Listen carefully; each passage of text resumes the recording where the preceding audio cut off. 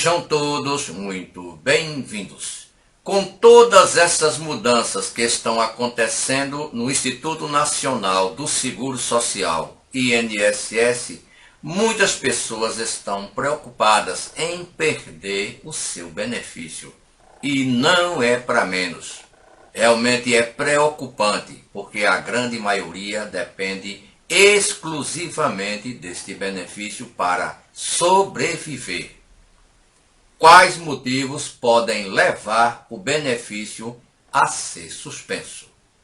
É importante lembrar que o INSS mantém um programa permanente de revisão da concessão e da manutenção dos benefícios, com o objetivo de apurar irregularidades ou erros materiais, mais conhecido como Operação Pente Fino.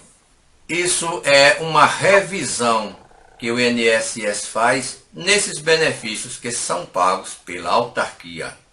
São feitas verificações para descobrir eventuais irregularidades ou até erros feitos pelo próprio INSS na concessão do benefício e também na sua manutenção.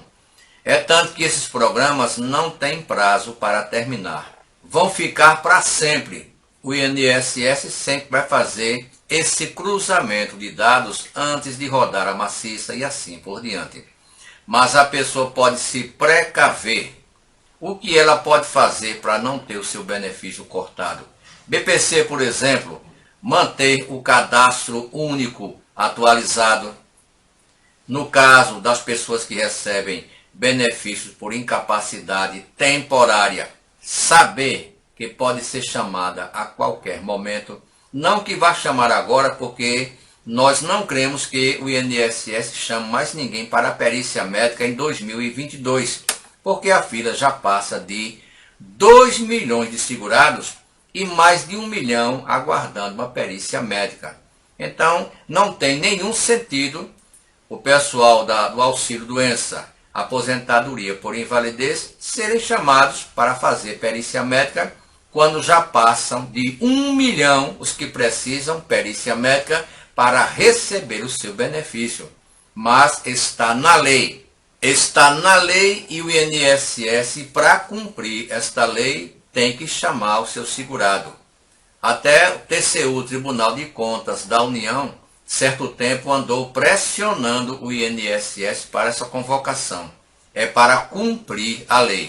E como consequência, muitos segurados que recebem algum benefício previdenciário são notificados pelo INSS de que seu benefício pode ser suspenso. O INSS não começa com o corte do benefício. Não começa cortando o benefício do cidadão.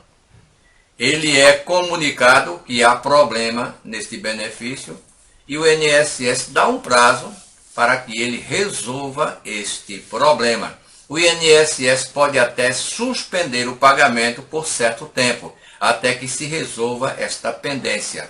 Depois, reativa o benefício. Isso está na lei. Agora, é claro que em alguns casos, em muitos casos, o INSS passa por cima desta lei e tem a justiça para resolver tudo isso.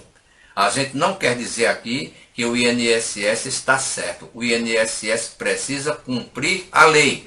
O cidadão precisa cumprir a lei. Só que o INSS passa por cima desta mesma lei que ele precisa cumprir.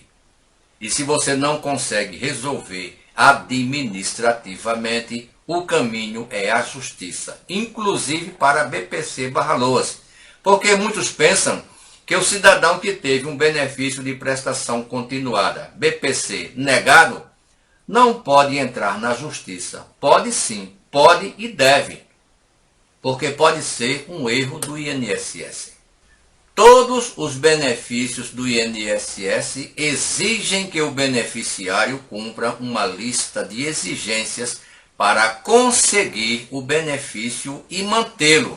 Então, quando o segurado faz algo que não devia ou deixa de fazer algo que deveria fazer, o INSS pode suspender o pagamento do seu benefício de forma temporária.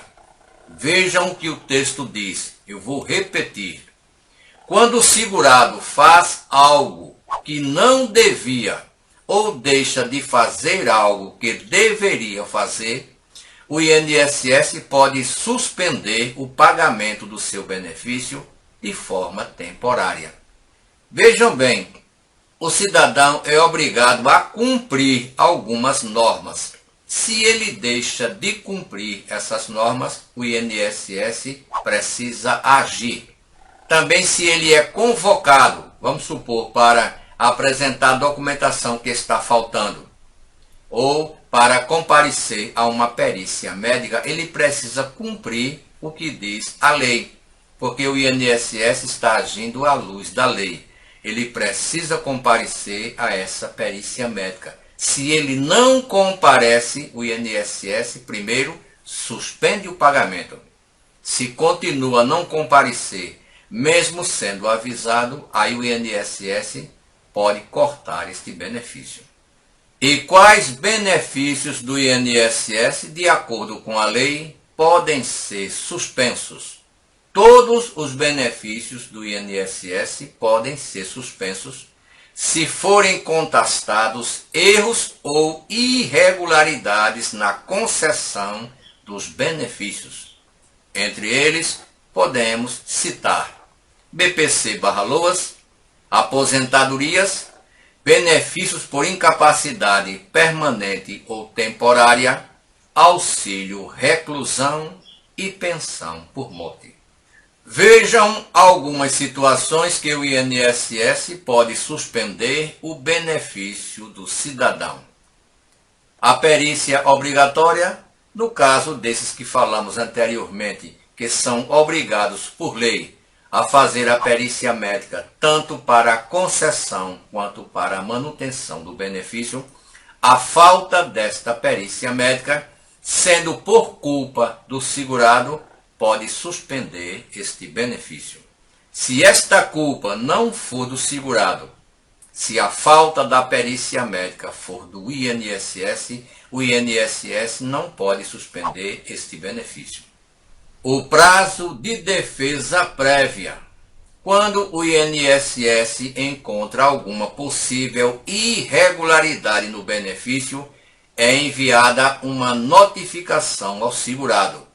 Após ser notificado, o beneficiário deve se apresentar ao INSS cumprindo as exigências feitas na notificação. Essa é a chamada defesa prévia. É por ela que você vai comprovar que tudo está certo com seu benefício e tem direito a recebê-lo.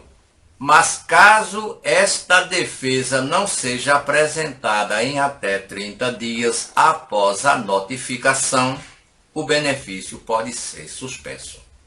Outra coisa que pode suspender o pagamento do benefício é a reabilitação profissional. A reabilitação profissional é obrigatória e disponibilizada a quem se encontra sem condições de retornar a seu posto de trabalho. Dessa forma, se o beneficiário foi encaminhado à reabilitação, deve obrigatoriamente comparecer. Caso não vá ou deixe de dar continuidade ao processo de reabilitação profissional, consequentemente terá o benefício suspenso. E, por fim, é a prisão do segurado. Se for preso, o beneficiário de auxílio-doença terá seu benefício imediatamente suspenso. Assim que for solto, o benefício volta a ser pago. Apenas listamos aqui algumas possibilidades. Quando se fala em pente fino, todos ficam temerosos, porque o INSS costuma passar por cima das leis. As leis estão aí para serem cumpridas, tanto pela parte do INSS quanto pela parte do segurado. O que eu quero que o INSS faça, cumpra com relação às leis, eu também tenho que cumprir. Aí é uma via de mão dupla. O que acontece com o INSS é que há muito erro e parece que o INSS gosta de permanecer nesse erro. Por isso que a justiça está abarrotada de processos.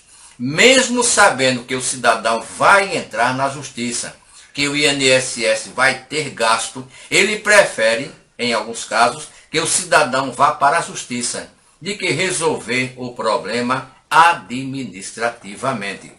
Vejam que pessoas com mais de 60 anos de idade não podem, de maneira alguma, serem convocadas para as perícias médicas, independentemente do tempo que ele receba o benefício. E há casos de pessoas com mais de 60 anos de idade, aposentados por invalidez, que o INSS, por erro, chama.